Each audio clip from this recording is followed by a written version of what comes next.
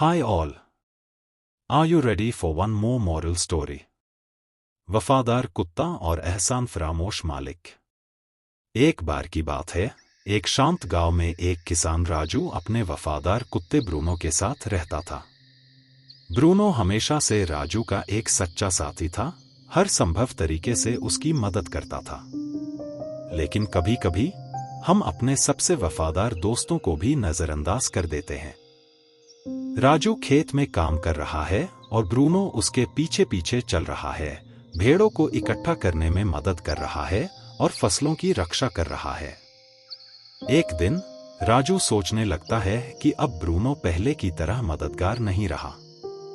राजू सोचते हुए कहा, ब्रूनो अब बूढ़ा हो रहा है, शायद अब मुझे इसकी उतनी जरूरत नहीं है। यह तो बस दिन भर खाता है और सोता है। राजू ब्रूनो की उपेक्षा करने लगता है, उसे कम खाना और ध्यान देता है, यह सोचकर कि अब वह खेत में ज्यादा योगदान नहीं देता। ब्रूनो उदास होकर राजू की तरफ देखते हुए बोला, लेकिन मालिक, मैं अब भी यही हूं। मैं हमेशा आपका वफादार रहा हूं। एक रात जब सब सो रहे होते हैं, चोरों का एक समूह खेत में घुसने की योजना बनाता है, भेड़ों को चुराने के लिए। ब्रूनो, भले ही बूढ़ा और थका हुआ हो, बाहर की हलचल सुन लेता है और तुरंत खेत की रक्षा करने के लिए दौड़ता है।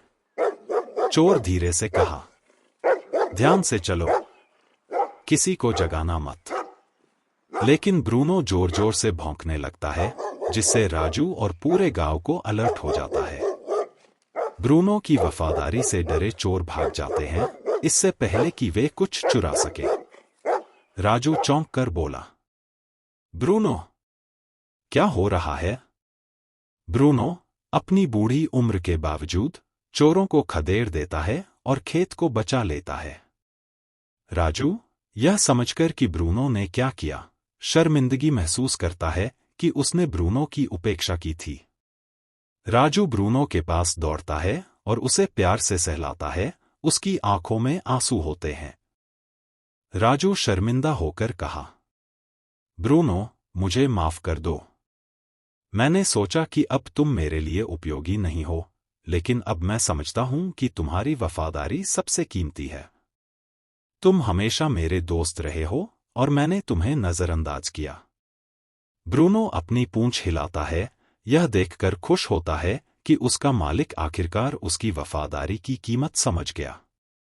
अगले दिन राजू ब्रूनो के लिए खास खाना तैयार करता है और यह सुनिश्चित करता है कि उसकी अच्छी देखभाल हो।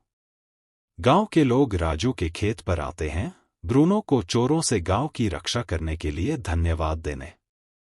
गांव वाला, तुम्हारा कुत्ता सच में एक हीरो है, राजू। तुम्हें इतना वफादार दोस्त पाकर खुद को भाग्यशाली समझना चाहिए।